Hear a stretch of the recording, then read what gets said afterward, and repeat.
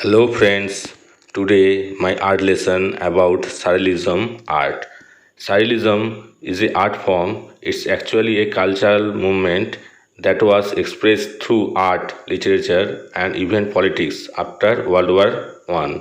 Here I draw a cigarette holding in the eye. The cigarette is real and the human eye also a real thing, but the combination make it Surrealism. This is very simple surreal art, so beginners think and start create your own surrealism art. Here I am using soft pastel. Please watch my full video, and if you like my video, please subscribe my channel to get more tutorials.